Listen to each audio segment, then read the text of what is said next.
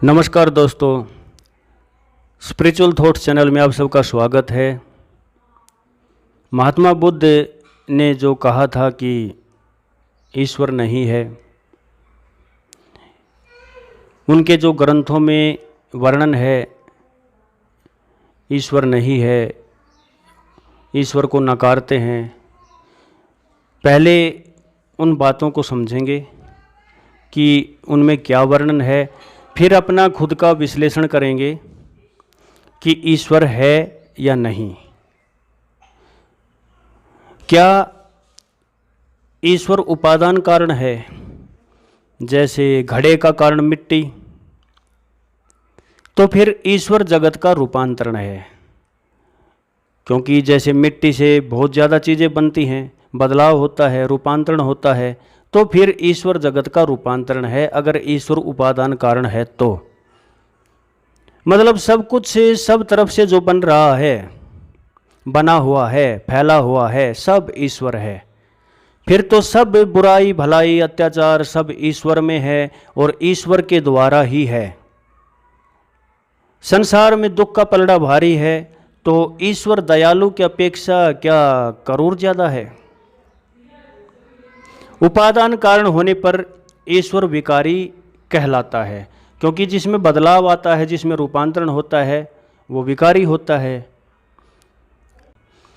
अगर ईश्वर को हम मान लें कि वो निमित्त कारण है, तो घड़ा बनाने वाले कुम्हार की तरह उसे अलग माना जाएगा। घड़ा अलग, बनाने वाला अलग। अगर मिट्टी के द्वारा घड़ा नहीं बनाता, मतलब बिना उपादान के इस जगत को नहीं रचता, तो इसका मतलब है अभाव से भाव की उत्पत्ति नहीं हो सकती।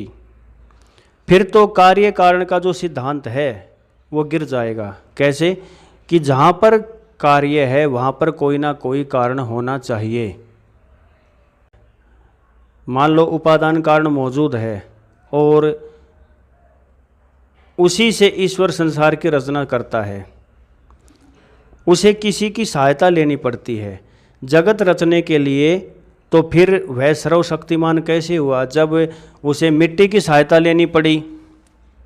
मतलब संसार को रचने के लिए उसे उपादान कारण की सहायता लेनी पड़ी, किसी न किसी चीज़ की सहायता लेनी पड़ी, प्रकृति की सहायता लेनी पड़ी, तो फिर वो सर्वशक्तिमान कैसे हुआ जो खुद से कुछ नहीं बना सकता। तो ना वो उपादान कारण है, ना वो निमित्त कारण है, वो है ही नहीं। जरूरी नहीं उसे माना जाए। अगर ईश्वर को हम कर्ता माने तो सब उसके हाथ की कठपुतली हैं। फिर मनुष्य अपने कर्मों का जिम्मेदार नहीं, जवाबदेह नहीं। यदि सृष्टि अनादि है, मतलब शुरू से है, तो बनाने वाले की जरूरत है ही नहीं। ये जो विचार हैं ये बौद्ध धर्म की पुस्तकों में हैं। अब हम विश्लेषण करेंगे। सबसे पहली बात ये है कि महात्मा बुद्ध ईश्वर के विषय में हमेशा मौन रहे। उन्होंने कभी भी ये नहीं बोला कि ईश्वर नहीं है। वे मानते थे कि कुछ तो है नियमबद्ध चेतन सत्ता जिससे ये सब चल रहा है। महात्मा बुद्ध ने कभी कोई पुस्तक नहीं लिखी। बाद में बहुत से विद्वानों ने पुस्तकें बनाई और बौद्ध धर्म में भी 5 पंथ हैं जिनमें वैचारिक मतभेद हैं। परमात्मा के बारे में तर्क वितर्क की बात तो सदा से चलती आ रही है। तर्क से कभी भी उसका अनुभव नहीं हो सकता। इसे ऐसे समझें जैसे प्रकाश दिन में सब जगह मौजूद है, पृथ्वी के एक बड़े हिस्से में प्रकाश व्याप्त है, फैला हुआ है, तो क्या पृथ्वी पर होने वाली सभी अच्छी बुरी घटनाओं का जिम्मेदार हम प्रकाश को मान लें? प्रकाश तो साक्षी है, प्रकाश तो प्रकाश है, तो क्या जिम्मेदार हम उस प्रकाश को मान लें? नहीं मान सकते। उसी तरह परमात्मा सब जगह व्याप्त है, वो दृष्टा है, पर इन सब में लिप्त नहीं है, वो निर्लिप्त है। प्रकृति के गुणों में ही बरत रहे हैं। ये सृष्टि भी अनादि है, ये सृष्टि भी शुरू से ही है, और वो परम चेतन सत्ता भी अनादि है, वो भी शुरू से ही है। प्रकृति खुद में अंधेरे जैसी है और उस निर्लिप्त प्रकाश रूपी चेतन सत्ता से ही इसको गति मिलती है। दोबारा समझें, प्रकृति खुद में मान लो अंधेरे जैसी है और उस निर्लिप्त प्रकाश रूपी चेतन सत्ता से ही इसको गति मिलती है, ये प्रकाशित होती है, मतलब इसमें चेतना आती है। हम सभी मूल रूप से चेतन सत्ता ही हैं और इस प्रकृति के गुणों के बंधनों से ऊपर उठकर स्वयं की सत्ता का अनुभव करना है हमें। मन, बुद्धि, चित्त, अहंकार सब प्रकृति है और सब हमें चेतन मालूम पड़ता है, पर ये सब मन, बुद्धि, अहंकार जड़ हैं, पर उस चेतन शक्ति से ही ये कार्य करते हैं और उस चेतन शक्ति के द्वारा ही हमें ये चेतन मालूम पड़ते हैं। ईश्वर निमित्त कारण भी है और उपादान कारण भी है, क्योंकि वो नहीं तो सब जड़ है, वो है तो सब चेतन है। उसको हम किसी चीज़ का जिम्मेदार नहीं मान सकते। जैसे हम प्रकाश को जिम्मेदार नहीं मान सकते धरती पर होने वाली सभी घटनाओं का, अच्छी बुरी। हम सभी कार्य करने में स्वतंत्र हैं। हमारे जो गुण हैं, मन, बुद्धि, अहंकार, ये सब हमारी गति और हमारा कर्मफल तय करते हैं। सारा खेल मन का, इस प्रकृति के गुणों का ही है।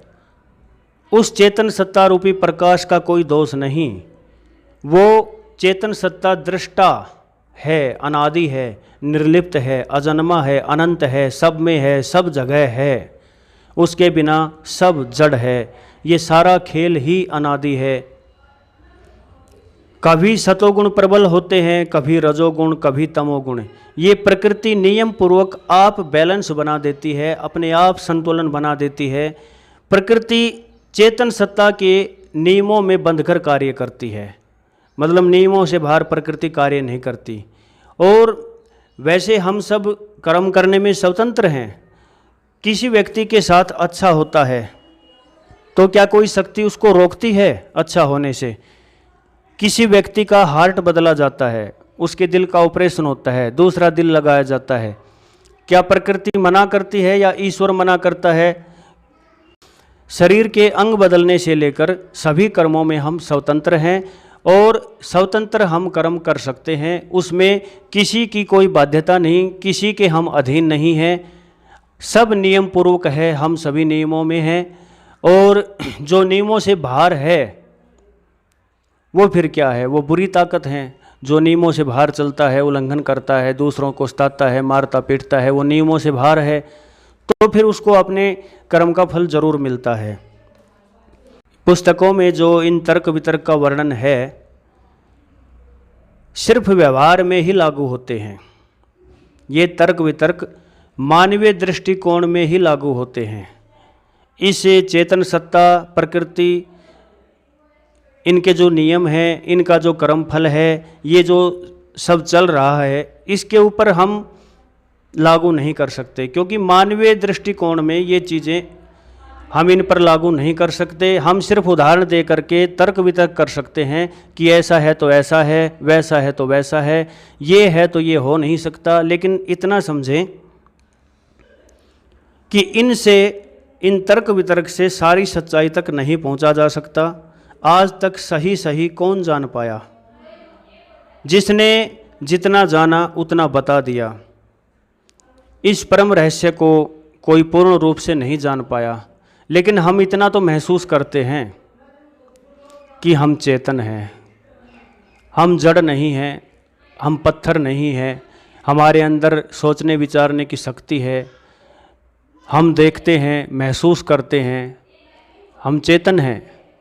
वो सत्ता है, वो सत्ता है, तभी सब कुछ चल रहा है नियम पूर्वक। सिर्फ इतना है कि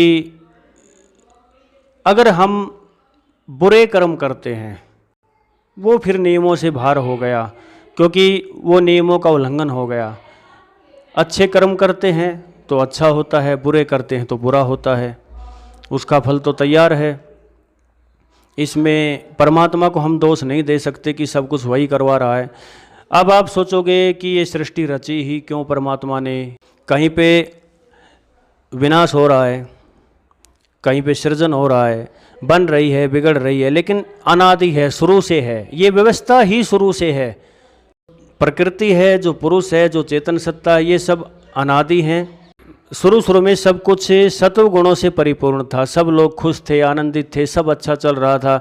लेकिन धीरे धीरे रजोगुण में, तमोगुण में, मन बुद्धि अहंकार सूक्ष्म शरीर, हम फंसते चले गए और फंसते फंसते फंसते दुखों में पड़ते चले गए। और फिर उसका कर्मफल कहाँ तक पहुँचा, उसका कर्मफल कहाँ तक पहुँचा, आप इस चीज़ को समाज में महसूस कर सकते हो। लेकिन सतोगुण की मात्रा बढ़ती है तो सब जगह आनंद आनंद आनंद महसूस होता है, किसी को कोई शिकायत नहीं रहती। लेकिन सच में तो हम हैं ही आनंद स्वरूप। अगर मन बुद्धि अहंकार का जो ये पर्दा है ये हट जाए, ये गिर जाए, तो हम वो चेतन सत्ता हैं। यहीं तक हमें जाना है, यहीं तक हमें अपने आप को पहचानना है, अपने स्वरूप को जानना है। इतना ही कहना था। धन्यवाद दोस्तों।